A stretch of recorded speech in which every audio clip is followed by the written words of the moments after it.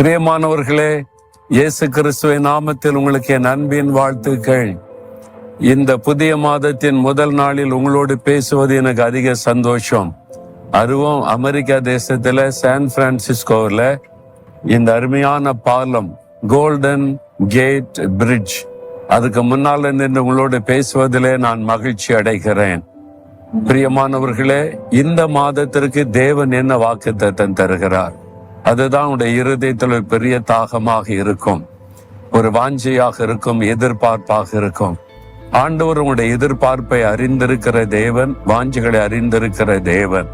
ஆண்டவர் இந்த நாளில் உங்களுக்கு ஒரு வாக்கு கொடுக்கிறார். மத்தேயு 10:31 பயப்படாதிருங்கள், நீங்கள் விசேஷித்தவர்களாயிருக்கிறீர்கள். என் பிள்ளைகளே, நீங்கள் விசேஷித்தவர்கள். என் மகனே, நீ விசேஷித்தவன். என் மகளே, நீ விசேஷித்தவள். ஆகவே நீ பயப்படாதே. எனக்கு நீ விசேஷமானவன், விசேஷமானவள் என்று ஆண்டவர் உங்களை பார்த்து சொல்லுகிறார்.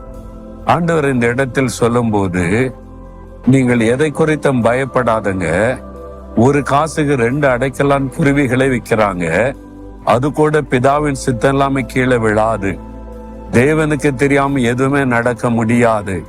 நான் குருவிகளை கூட கவனமாய் பார்க்கிற தேவன். உன் மேல அக்கறை இல்லாம இருப்பனா?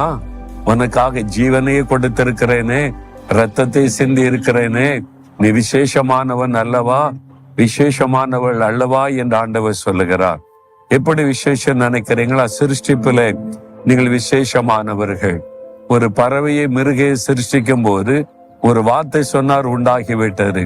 மனிதன் அப்படி சிருஷ்டிக்கல. தன்னுடைய கையினாலே மண்ணை எடுத்து உருவத்தை உருவாக்கி நாசிலை ஜீவ சுவாசத்தை ஊதி ஜீவ ஆத்மாவாக சிருஷ்டித்தார். தம்முடைய சாயலில் சிருஷ்டித்தார். நீங்கள் தேவ சாயலில் சிருஷ்டிக்கப்பட்டவர்கள், ஆகவே விசேஷமானவர்கள். இயேசு சிலுவையில் ரத்த சிந்தி மரித்தது ஒரு மிருகத்துக்காக அல்ல, பறவைக்காக அல்ல, உங்களுக்காக தன்னை சிலுவையில பலியாய் கொடுத்தார். காரணம், விசேஷமானவர்கள். அதனால விசேஷமாய் உங்களை நேசிக்கிறார். அதனாலதான் ஆண்டவர் சொல்லுகிறார், பயப்படாதங்க. இந்த மாதத்துல காரியங்கள் வாய்க்கும், இந்த மாதத்துல அற்புதம் நடக்கும். நீங்கள் பயப்படுகிறபடி ஒன்று நடக்காது. நீங்கள் பயப்படுகிற காரியத்தில் அற்புதம் செய்து உங்களை மகிழ பண்ணுவேன் என்று ஆண்டவர் உங்களுக்கு வாக்கு கொடுக்கிறார். சந்தோஷம்தானே? ஒவ்வொரு நாளும் நான் பயப்பட மாட்டேன், நான் கர்த்தருடைய பார்வையில விசேஷமானவன், நான் இயேசுவின் பார்வையில விசேஷமானவள் என்று தினம் ஆண்டவரை துதிங்க.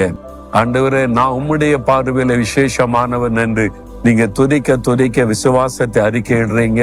அப்போ ஆண்டவர் அதை நினைவு கூர்ந்து உங்களுக்கு அற்புதம் செய்வார். நீங்கள் பயப்படுகிற காரியம் நன்மையாய் மாறும். அற்புதங்களை பார்க்க போறீங்க. விசுவாசிக்கிறீங்களா? அப்ப விசுவாசத்தோட சொல்லுங்க, இயேசுவே, உம்முடைய பார்வையில நான் விசேஷமானவனாய், விசேஷமானவளாய் இருக்கிறதற்காய் சோதரம். நான் பயப்பட மாட்டேன். இந்த மாதத்துல எனக்கு தேவையான அத்தனை காரியத்துல அற்புதம் செய்து என்னை வழி நடத்த போகிற அன்பிற்காக ஸ்தோத்திரம், ஸ்தோத்திரம், ஸ்தோத்திரம். இயேசுவின் நாமத்தில் ஜெபிக்கிறேன். ஆமேன், ஆமேன்.